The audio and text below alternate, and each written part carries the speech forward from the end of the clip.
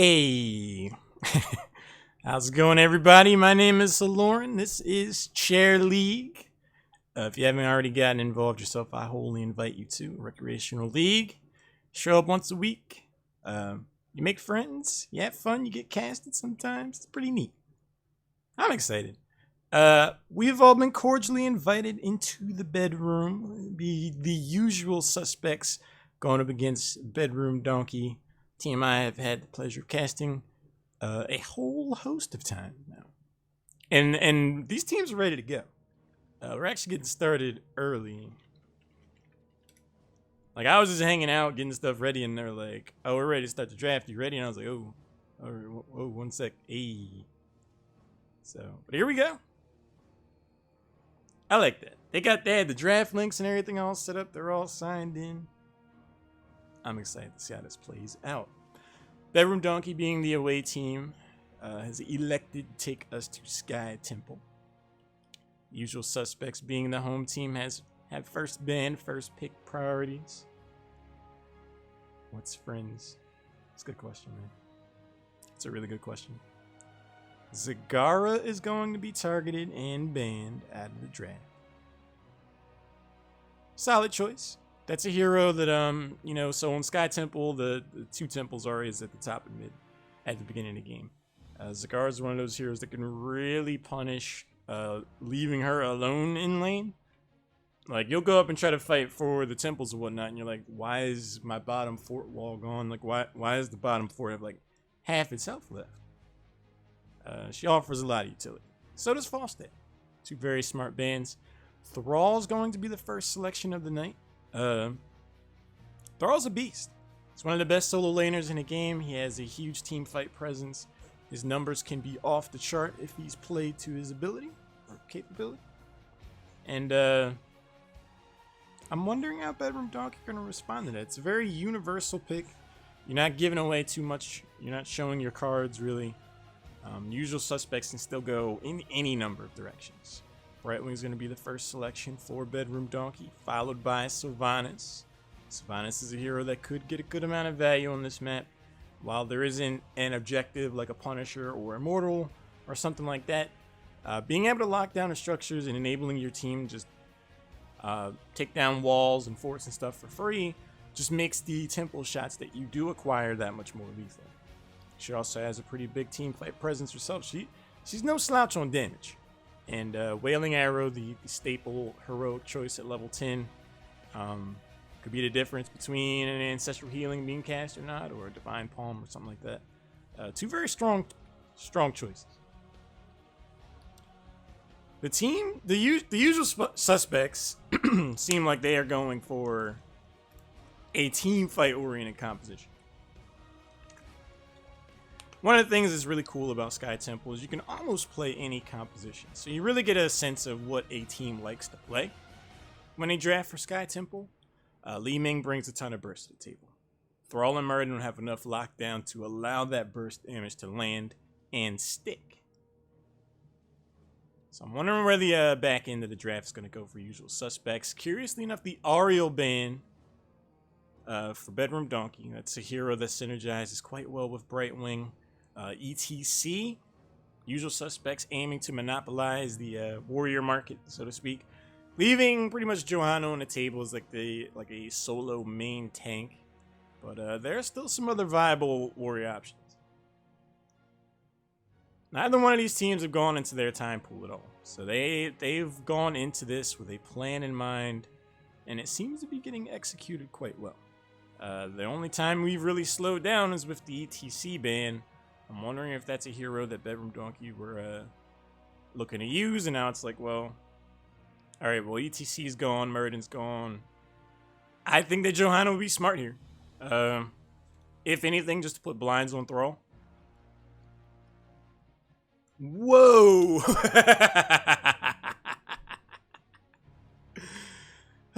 Bedroom Donkey looking to put a smile on the caster's face tonight. Mission accomplished. The Butcher Johanna pairing. And if I'm usual suspects, I'm like, oh, they're trying to play like that. Oh, I was talking about how composition can lend itself towards team fighting. The Butcher, he likes that. That's what he likes. He's the recipient of a rework a couple weeks ago now. And I've said it before. I'll say it again. The Butcher is hitting like a real boy these days. I'm wondering how the usual suspects feel about this. They pick up Rhaegar, staple choice, very strong support. Uther is still out there. That's a hero that could really enable the likes of Thrall.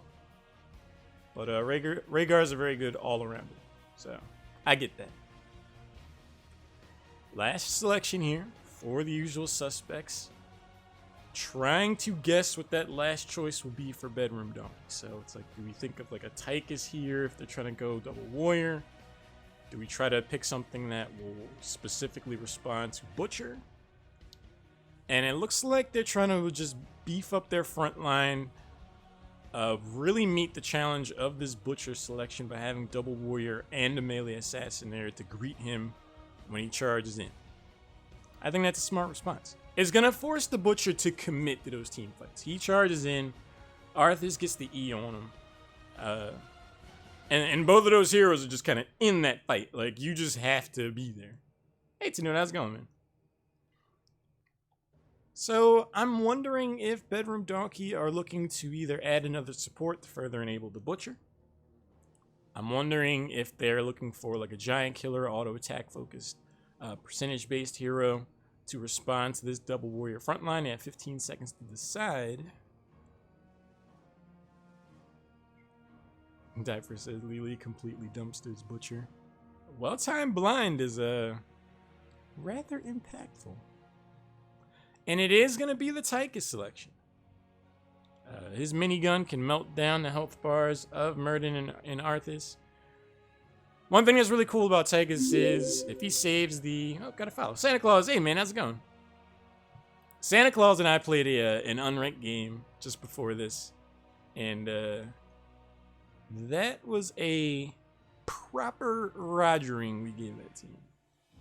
It was a lot of fun. It was on practice, sold out. We got into the draft and he was like, is that the best Lauren NA? And I was like, hey. That was cool. But I like the Tychus pickup a lot. It is a sound response to the double warrior frontline along with Thrall. The point I was trying to make is Minigun will actually be a really strong counter to Avatar. So he pops Avatar. He gets the higher, he has his health pool go up. And it's like, oh, wait, it's still getting melted. What is this?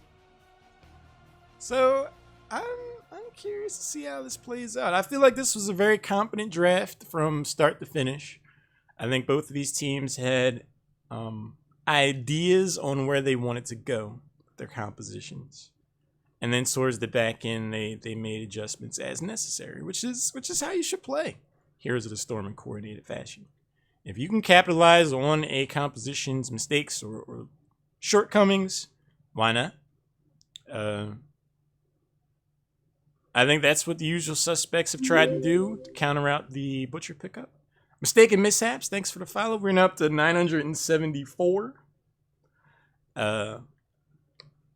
Once we get up to 1,000 follows, I'm gonna do like a 12 to 24 hour stream. It's gonna be wild, and we keep getting more and more followers. Like the closer we get, like the more excited and also like concerned I'm getting. But it'll be fun. As far as who won this draft, though,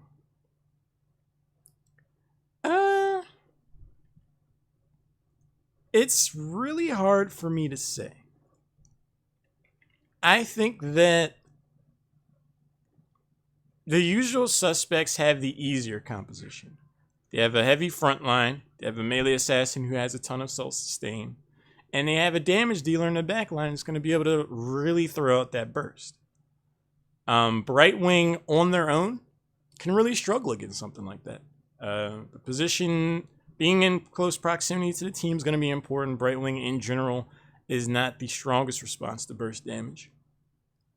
I think that's something that the usual suspects will look to capitalize on. They want to try to find success going into the mid to late game. But Bedroom Donkey has the X factor. Kaiju, thanks for following me. Appreciate it. Bedroom Donkey has the X factor, the Butcher. The Butcher is a menace. There's no blinds. There are no blinds on the enemy team. The majority of usual suspects' composition thrives on the front line in melee range, which is what the Butcher likes a lot. And Title GG, thanks for the follow. Really appreciate it. So I feel like if Bedroom Donkey are able to execute their composition, they've won the draft. But it will be on them to demonstrate that kind of play. We're about to find out. We're loading into the game now. Again, this is a best of one affair, the only game I have to cast this evening. Over on the left side, representing the home team, we have the usual suspects. Kalo is on Thrall, Archimedes is on Rhaegar, Lurama's playing Li Ming, DB Smiley, the captain, on Muradin, and Lorenzo playing Arthas. Over on the right side, we've all been cordially invited into the bedroom. Members of Bedroom Donkey are Ullers on Johanna, Azinthilate's playing Brightwing, Strofo's on the Butcher. Really Strofo, okay. Silver Raven's on Sylvanas, and Yedwang Hat's on Tychus. Strofo on the Butcher. He's typically the support player for this team. A little bit of a role swap, shaking things up. I like it. Yedwang just kind of goes over and sees if anybody's at the door. Hey, Frozar, how's it going? This is actually the only game I had to cast tonight, so you got it here at the right time. 4 members of Bedroom Donkey hanging out. Strofo's gonna step forward, get these fresh meat stacks. The early game goal for Butcher entirely is to get up to 125 stacks. Silver Raven on Sylvanas, squaring off against Thrall. Not the easiest matchup for Sylvanas with no self-sustain of her own. Positioning and timing of abilities will be important. In the top lane, Uller and Yedwang pressuring the top lane. Arthas in no position to really wade too far in, so he's just making sure they don't miss out on any soak. Both these teams are very competent. They do not look to be making too many grand gestures. They don't want to risk falling behind on a map like Sky Temple. This can be a very snowbally map, so they're just kind of playing it safe. They don't want to get caught out of position. No one's getting punished just yet. First set of temples will be. Strofo charges in, identifies DB Smiley as the target, Muradin will have the Dwarf Toss. If anything, is just going to scare them back. Strofo, Hyzantha Blade staying mid. Always rotating up towards the top. Yedwong isolated. The root lands. He does use his running gun. Stunned afterwards. The forward Dwarf Toss is going to be enough. The orb was just the exclamation point. First takedown in the game and a potential disconnected. So it looks like members of Bedroom Donkey still might be having some technical issues. Let me rejoin. So Slate Experience Advantage goes over to the usual suspects. Looking at the talents really quick, we do have Block for Arthas, Third Wind, Power Hungry, Colossal Totem, and Rolling Thunder, along with the further Q investment on Thrall, 4, Righteous Smash, Hyper Shift, Abattoir, Overflowing Quiver, and Dash. Okay. No resistance for Tychus. Master Assassin, Unrelenting Pursuit, I like that. Laws of Hope, Manic Pixie. Jury's still out for Savants. Pharaoh Heart, Triumvirate, Orbill, Setup, Reverberation, and Deathlord. Okay. Hyzantha Blade, Yedwong, they've changed up their lane prioritization. Nice to see a team make adjustments. They want to try to see if they get some value by shaking things up a little bit. Silver Raven on Sylvanas is now in the mid lane now. Up in the top, Strofo rotates towards the Watchtower. Laramma and crew are here. 2v3 would be an ambitious progression. Lorenzo is alone for the moment. Can they capitalize? They do not have enough lockdown to prevent that man from just walking away. So pressure still. Experience has been pretty much caught back up for Bedroom Donkey. See Yedwong throw that grenade out. Finds Kalu's face. DB Smiley, Laramma. This is a very cerebral game, I feel like. Both of these teams are just kind of waiting for that big moment where it's like, all right, this is the fight. Strofo charges in, pressures Li Ming, starts walking back. DB Smiley tried to go for the pincer maneuver, but the turn could have been there. So again, both of these teams just looking to back away. They don't want to make any too many mistakes. Uller does get the stun. He should have Iron Skin if he needs it, but he'll be able to get that. Strofo waiting in the bush for a moment. Rotating down. Let's see how many stacks he's actually up to now. He is up to 40. So not bad. Not bad on that front. Bruiser Camp is started by the usual suspects. Bedroom Donkey is not yet gone over there. They've prioritized going for this middle fort. Silver Raven's really been able to apply pressure here. Archimedes by themselves would have something of a tough time forcing back Sylvanas too much. Uller still at not exactly full. Hyzantha Blade with plenty of mana. Strofo rotating towards mid. Still collecting those stacks. Really important that Butcher has that cleaver glow, because once he hits 125, it's about to get real. Both these teams are level 7 now. This is going to be one of those defining moments of this match. The bottom temple is always the second one to be selected. Right wing should be teleporting down here after getting some value off of the soap. Strofo charges in. The root goes in. Orb damage. Yedwong low. Johanna might be dropping. Silver Raven backs out. Strofo goes down. Yedwong again disconnects. And Silver Raven with 200 health and falling risks stepping out there for some more damage. And Lorenzo cannot close out the kill with the Q. That's another team fight slanting over towards the usual suspects. So they should be able to come away with all of the shots on the bottom lane. It's going to apply a ton of pressure. The well's taken out. So that's a lot of the sustain. It's going to go out of the window for Bedroom Donkey. DB Smiley looking to take out this other wall. Minion Wave has a thing or two to say about that. Rama's just throwing orbs.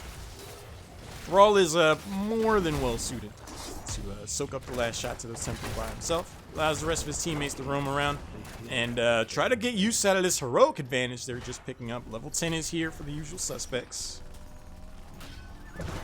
Rest of the shots are done. Sundering, Ancestral Healing, Wave of Force, Avatar, and Summon Syndragosa.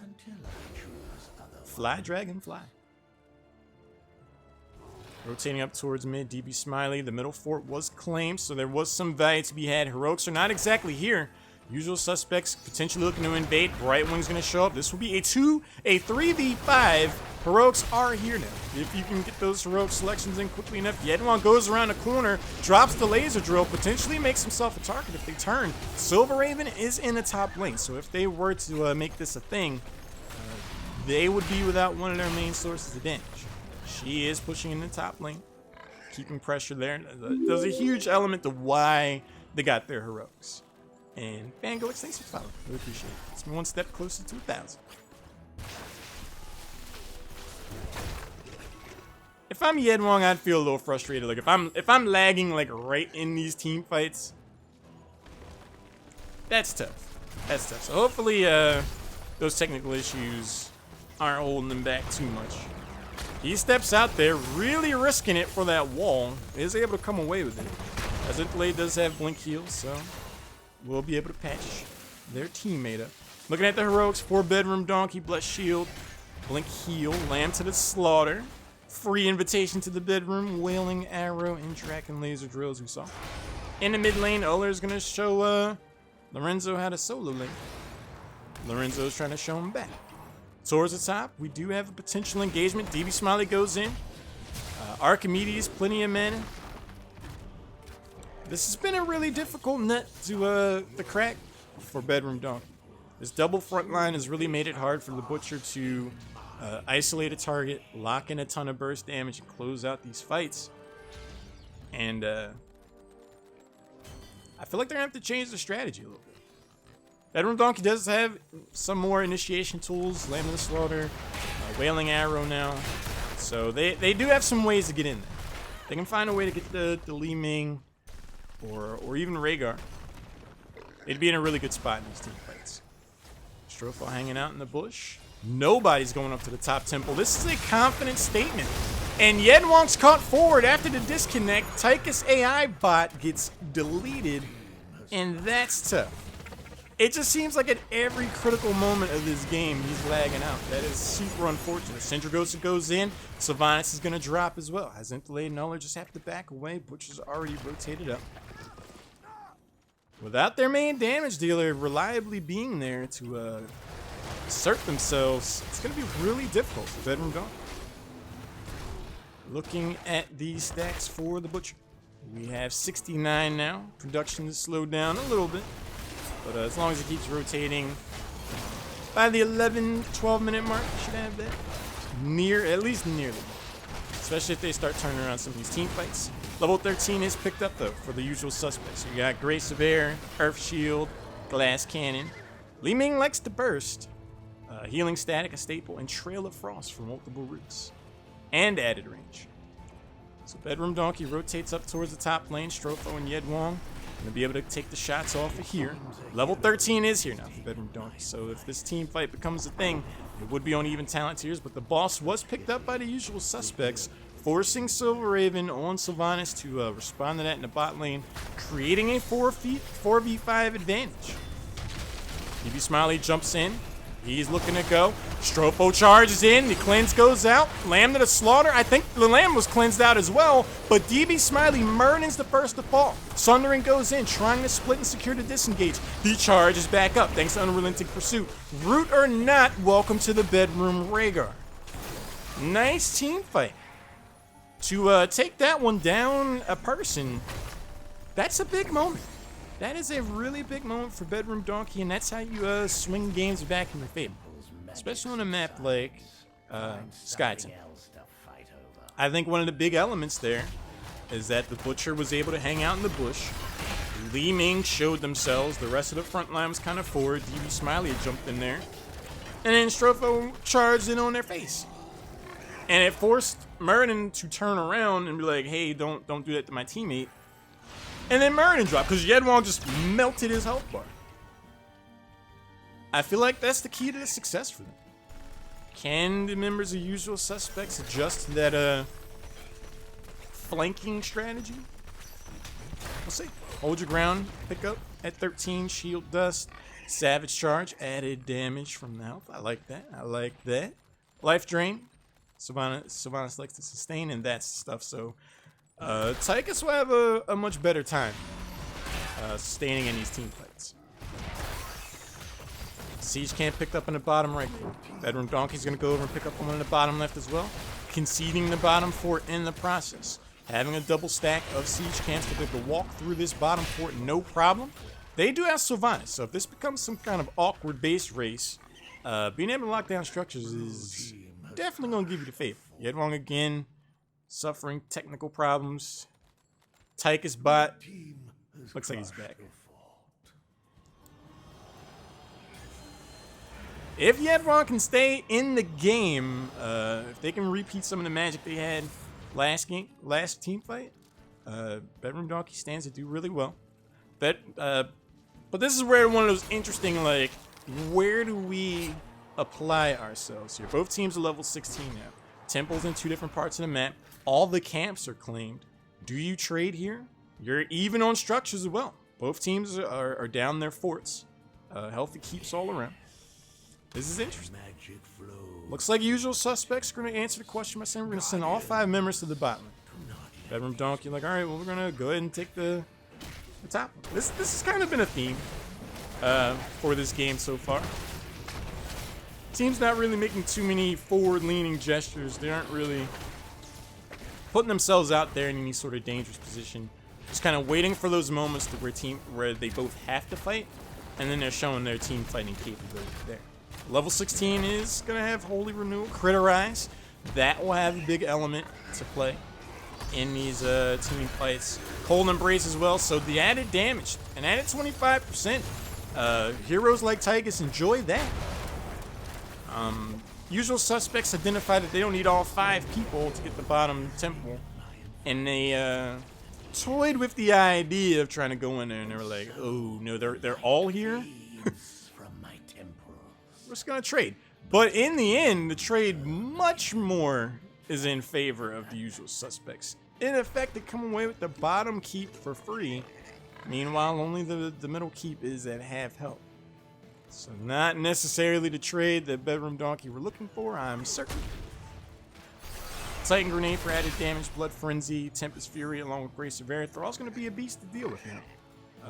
Earthgrass Totem, Arcane Orbit, Heavy Impact for the added stun, Embrace Death. Full investment of the Q build for Arthas. Yedwong rotates up, throws in a grenade, spots a couple of members. This camp will be up in 20 seconds. This makes itself a likely target. Ullr leading the charge on Johanna. Absorbs the orb. Right wing will be able to pass that. Both of these teams in a 5-man flying V formation. Just in case it gets antsy. Just in case anyone puts themselves out of position. Because this is an interesting moment. Like, the top lane's pushed in favor of Bedroom Donkey. This one's kind of colliding in mid. Bottom keep is gone for Bedroom Donkey, so that's going to be catapults for the rest of the game. You don't want to stick your neck out too far soaking one way or the other. I feel like both of these teams just kind of playing for level 20 at this point. It seems like the temple phase has become the call to action for these teams to really jump in there. And we're about to see Silver Raven gets isolated with the Sundering. Stropo charges in a hair late. Sylvanas goes down. Lamb the Slaughter. Sandragosa goes in. Butcher, can he keep himself sustained? So far he can. He finally drops. This is 2 for nothing so far. Bedroom Donkey on the retreat or just misses Ullr. And again, Tychus rejoins the game. It just seems like at these key critical moments, technical problems play a big factor in how these things turn out. Boss comes up just in the nick of time for the Usual Suspects with a 2-person advantage and only a single temple with the bottom keep already down. This could effectively be the game. Do they elect to just push the bottom lane and go for the win? Or do they continue to play this strategic game? It looks like that's what they're going to do. They're effectively using the boss to get this middle temple for free. Yedwong and Hyzinthalade both trying to apply pressure. Silver Raven's going to join. 3 members of Usual Suspect here getting the temple. Hallow rotating around, trying to get his team to level 20 for the Storm Tier talent, advantage. That would really help him close this game. Boss makes his way to the core, but I don't suspect any true damage will be done. But all the structures are down in the mid lane, so it's just the keep left taking those shots. There's only 5 left. This keep will live to fight another day. Everybody's here. This is going to be it. Hyzinthalade potentially baiting them forward. Rhaegar jumps in, sundering, splitting the seas. That's a huge stun. Ironskin, Silver Raven is able to back up. Strofo jumps in, Lambda to Slaughter on Thrall. Not exactly what they were probably looking for. Draken Laser goes down. Uller, low on health, has the cleanse. Butcher's the first to drop. Hyzenthalate patching up their teammates as best they can. But DB Smiley's on the charge. Dwarf tosses forward, just misses the heavy impact. Can the Root, can the Stormbolt snowball this further for Usual Suspects? They do have their level 20 talents now. They have their level 20 talents. Looking at those, Bolt to the Storm for Thrall, so he'll be particularly swirling. Added Sustain with Storm Shield. Repulsion for the big time knockaround on the Wave of Force. Rewind for the remix. A full Super Mario Murden build. I like that in Absolute Zero. And I've been coining that build, Super Mario Murden, since way before his rework and all that. Heard that one here first. But level 20 will be here for Bedroom Donkey. With only so many things to do left on the map, both of these teams are just clearing the lanes, pushing things up. Bruiser Camp is picked up there. For Usual Suspects, both of the siege camps are available. Everybody's now back to business on the side of Bedroom Donkey. Heroics are still on cooldown though. Siege camp is targeted by Bedroom Donkey. Boss will be here in 2.5 minutes. 2 temple phase coming up, 20 seconds or so. Top the middle part of the map. Strofo is in the top lane. Should be able to clear out the Bruiser camp before it does too much damage. The siege camps will collide in the bot lane, buying Bedroom Donkey a little bit of time for this next team fight. Tychus has rejoined the game. Hopefully their computer holds out for this next team fight, because it's going to be important. Root goes in. Kalo. The Syndragosa only catches Butcher, but that might be enough. Lambda Slaughter goes in before he can sustain himself with the Butcher's mark. Butcher's deleted. Poke damage on Yen Wong forces him back. He jumps back. That's a huge moment. You're able to isolate and take someone down in a team fight before it really starts. You've effectively won it. And time is starting to run out for the members of Bedroom Donkey. The middle keep is going to drop 2 temples to deal with. This top keep is only going to take so many shots before the core is the last structure standing. Without Butcher, they're going to have to try to make something happen. They're showing everybody, both of the temples are being occupied right now. So this is the last stand for Bedroom Donkey. This is a 4v4 even talent tiers. Core is going down. They have to move forward enough to at least make this neutral. They actually are able to get the kill on Lorenzo. Could they theoretically save this game? The core is falling though. Winyan's catapults are now on the core. Butcher is back up now. I do not think this game is over just yet. Can Butcher clear these out? He charges in. He understands the sense of urgency. Goes in there. Cannot afford to let these minions and catapults make their way to the core. 15%. 12%. They can't move forward. They have to get on there. All their steps on there a hair late. And that's going to be GG. Agonizing game. Agonizing. Like, it's tough to see those technical issues. Like, I saw Lorenzo left the game. Yen Wong was dealing with that pretty much all game. It's tough.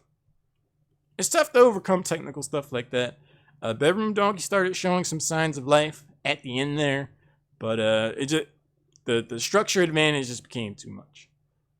They had to really put themselves in a forward posture and just like move up onto the temples and at least make them neutral if they had a shot at saving that game. But to do that is to literally walk into the Lion's Den with a double warrior comp with heavy impact and everything else. So that was going to be a tall feat. That was going to be a tall feat one way or the other. Still a very entertaining game. Both of the teams played really well. Technical issues notwithstanding. A lot of fun. The Usual Suspects do come away with the victory, so that one goes into the record books. I'll update that on the Chair League site. Neat. Cool. In the draft, I was saying Bedroom Donkey it was effectively their game to win or lose, with the X factor that like heroes like the Butcher can bring to the table. If Tychus would be able to effectively melt down the front line of the Usual Suspects, whereas Usual Suspects had a more straightforward. It was easier to get value out of their composition, I feel, than Bedroom Donkeys. And at the end of the day, they were just able to hold on. They were able to take those team fights. Both of the teams were really mindful of the game's progression, the meta. Rotations were sound. Just when two teams were evenly matched like that, the smallest things end up deciding the game. And technical issues, they play a factor. If you're able to catch someone out of position, even a teensy bit, and take them down in a team fight, that's big. So it was a fun game, though. I really enjoyed it. Again, my name is Haloran. Of course, man. Of course. I feel bad for Yedwong's computer, but it's always a good time casting, guys. It's always fun. But yeah, my name's Haloran. I'm a caster for Chair League, as you can see. Cast some other stuff. Every follow is appreciated on my road to 1,000 followers. I'm also on Twitter at _Haloran. I cast Chair League quite a bit, so stick around, hang out, stuff like that. And join Chair League yourself if you haven't. It's really a cool thing for the community. I recommend it. My team's gonna start playing next week, so I'm excited about that. And yeah. For now though, that was the only game I had for the night. And that's gonna call it for me.